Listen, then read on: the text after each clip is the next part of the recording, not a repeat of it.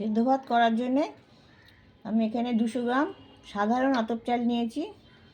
এটা গোবিন্দভোগ চালেও ভালো হয়, কিন্তু এটা খুবই সাধারণ আতপ। এই চালেও খারাপ হয় না, ভালোই হয়। সেদ্ধ চালেতে এটা একদমই ভালো হবে না, আতপ চালেতেই ভালো হয়। এই বাটির মাপটা ঠিক করে রাখবেন। এই বাটির মাপেই আমরা পরে জল দেবো। চালটা ভালো করে ধুয়ে নিচ্ছি, 2-3 বার ধুয়ে নেবো। ওভেনে ডেকচি বসিয়েছি, এই বাটির মাপে আমি জল দিচ্ছি। এই বাটির মাপে 4 বাটি জল দেবো। পোলাও করার সময় 1 বাটি চালে 2 বাটি জল লাগে। এখানে ফ্যান রাখতে হবে, তাই 2 বাটি জল আরও বেশি দিলাম। জলটা ফুটতে শুরু করেছে, আমি চালটা দিয়ে দিচ্ছি। এইভাবে সেদ্ধ ভাত করতে গেলে খাওয়ার আগেই ঠিক এটা করতে হবে। আগের থেকে করে রাখলে এই ভাতের মজা আর পাবেন না। এটাকে ফুটতে দেব, যতক্ষণে আধ সেদ্ধ হয় ততক্ষণ এটা ফুটবে। তারপরে আমি একটু নেড়ে চেড়ে দেবো। সেদ্ধ ভাতটা তো শুধু খেতে ভালো লাগে না, তাই এটার সঙ্গে আলু সেদ্ধ অথবা ডাল সেদ্ধ দিয়ে খেতে হয়। এর সাথে ডিম সেদ্ধও খাওয়া যেতে পারে। যতক্ষণ ভাতটা ফুটছে, এটা 50 গ্রাম মটর ডালের গুঁড়ো নিয়েছি। এটাকে একটু জল দিয়ে ভিজিয়ে রেখে দেবো।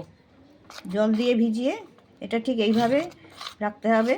খুব বেশি পাতলাও হবে না, আবার খুব টাইট হবে না, এইভাবে রেখে দিতে হবে।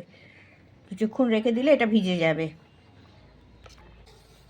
মাঝে মাঝে এটা নেড়ে দেবেন, তাহলে যাতে তলাটা না ধরে যায়। আর ওভেনের ফ্লেমটা একটু মিডিয়ামটা দিলেই ভালো হয়। দিচ্ছি তলা থেকে 10 মিনিট মতন ফোটানোর পর ভাতটা অর্ধেক সেদ্ধ হয়ে গেছে, তারগুলো ফেটে ফেটে গেছে। তো এবার আমি যে ডালটা ভিজিয়ে রেখেছিলাম সেই ডালটা এখানে ঢেলে দিচ্ছি। একটা জায়গায় দিতে হবে। আর এটা মটর ডালটাই একমাত্র এইরকমভাবে সেদ্ধ হয়, আর অন্য কোনো ডাল দিলে কিন্তু এইভাবে সেদ্ধ হবে না, ছেড়ে যাবে। এই ডালটা দেওয়ার পর নাড়াচাড়াটা কিছুক্ষণ করবেন না, এটাকে জমতে সময় দিতে হবে। তারপরে আপনি তলা থেকে একটু নেড়ে দিতে পারেন, একটু জমে গেলে তারপরে। এই সময় আঁচটা একটু কম রেখে দেবেন, লো করে রাখবেন। 5 মিনিট মতন রাখলেই ডালটা জমে যাবে। যে ডালটা দিয়েছিলাম সেই ডালটা আমার জমে গেছে। এটা এইভাবে বেশি নাড়াচাড়া করবেন না, রেখে দেবেন খানিকক্ষণ গরমে, তাহলে এটা ঠিক থাকবে, তা নাহলে ভেঙে যাবে। এইভাবে এটা জমে গেছে।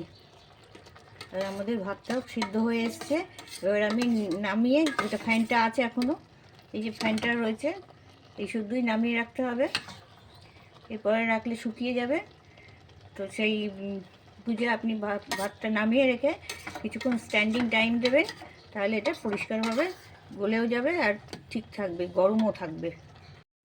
এইরকম যখন ভাতটা হয়ে আসবে, তখন আমি ওভেনের আঁচটা বন্ধ করে দেবো আর ঢাকা দিয়ে 5 মিনিট রেখে দেবো।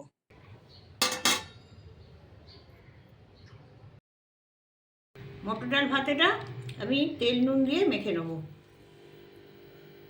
আমাদের আলু ভাতের রেসিপিটা ডেসক্রিপশানে দেওয়া আছে। সর্ষের তেল দিচ্ছি, একটু বেশি করেই সর্ষের তেলটা দিতে হবে, তবে স্বাদটা ভালো পাওয়া যাবে। নুন দিতে হবে পরিমাণ মতো। এবার এটা চেপে মেখে নিতে হবে। ভাতটা ঘি দিয়েই ভালো লাগবে, কিন্তু যদি চান তো তাহলে মাখন দিয়েও খেতে পারেন।